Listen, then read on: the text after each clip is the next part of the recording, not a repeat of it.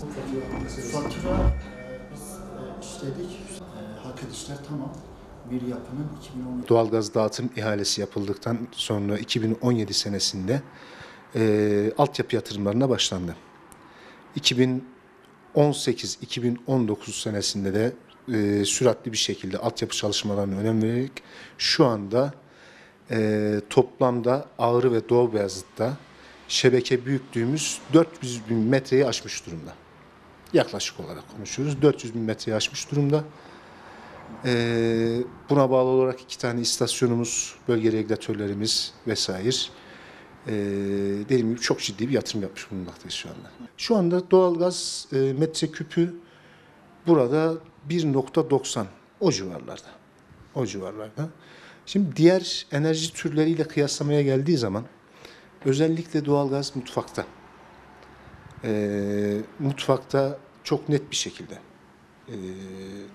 pişirme aletlerinde tüpe kıyasla tüp maliyetinin 1/6'sı.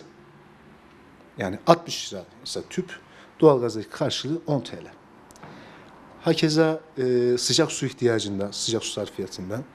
Yani çevremizde doğalgaz olmayan yerlerde genellikle elektrikli termosifonlarla sıcak su ihtiyaçları sağlanıyor. Bu yaşadığım mevzular vatandaşlara soruyoruz. 250 lira, 350 lira gelen elektrik faturaları şu anda vatandaşların net bir şekilde 80 lira, 90 lira, 100 lira o civarlara çekildi. Yani bu da aylık hemen hemen 200 liralık vatandaşa tasarruf sağlıyor. Kömürden 3'te 1'i kadar daha tasarruflu olduğunu söyleyebilirim. Şimdi doğalgaz bir kültür. Evimizin içerisinde istesek tişörtle de oturabiliriz. Kış şartlarından bahsediyorum ama soğuk yer burası. Kazakla da oturabiliriz. Şimdi kazakla oturduğumuz zaman evimizde 18 derece, örnek veriyorum. 18 derecelik bir sıcaklık, oda sıcaklığı yeterli olacaktır. Tişörtle oturduğun zaman yani vücut bunu 21-22 derecede ortam sıcaklığı isteyecektir. 18 derece ile 21 derece arasında yani aylık yaklaşık olarak faturada 200 liraya yakın bir tasarruf sağlanıyor. Doğalgaz randımanlı kullanıldığı zaman net bir şekilde söylüyorum. Kömüre kıyasla 3'te 1 oranında daha tasarrufludur. Doğalgaz en büyük avantajı Ağrı için. Doğa dostudur. Doğa dostudur. İnsanlar zamanla görecek Ağrı'nın seneden seneye havasının temizlendiğini net bir şekilde görecekler.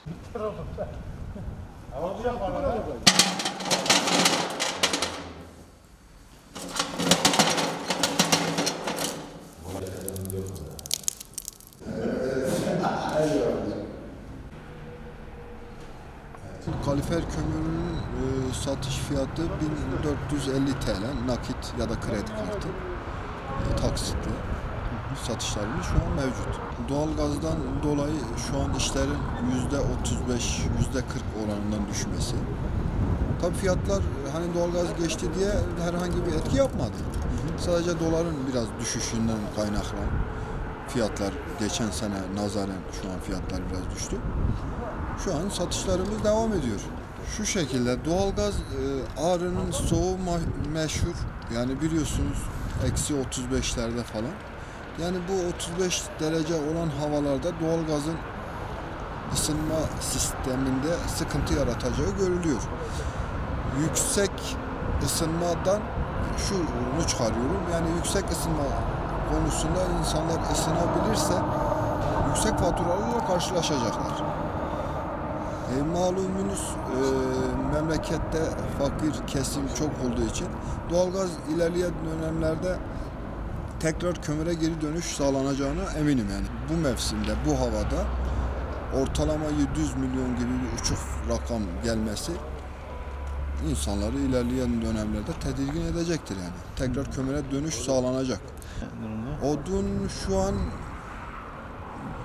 ortalama 800 TL falan bazında. Soba sisteminde şu an ortalama 2 ton soba kömürü, bir 500 kilo da odun tüketimi oluyor.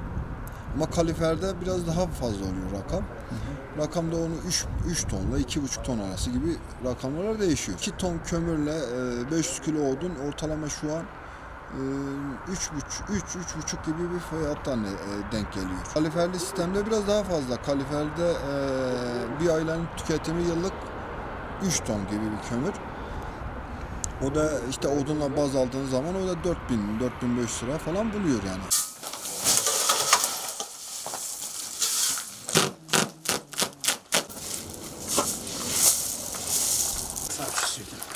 Efendim tabii.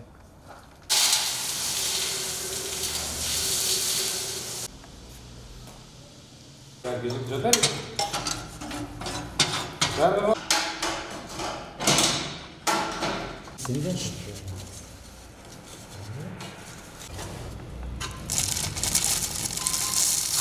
Türü bağmışım, buna demişim. Yani o anlamda söyledim yani.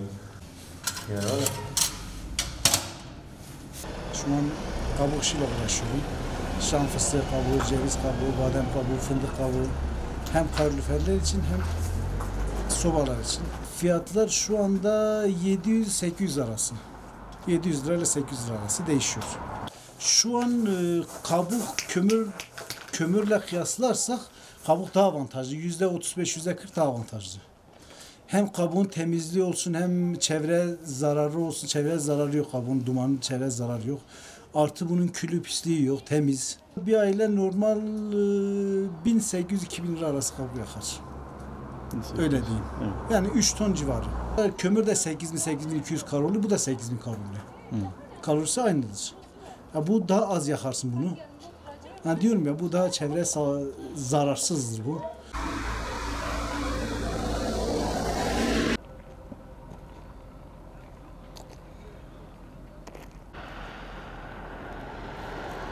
Orada zehirleniyor şu anda ya.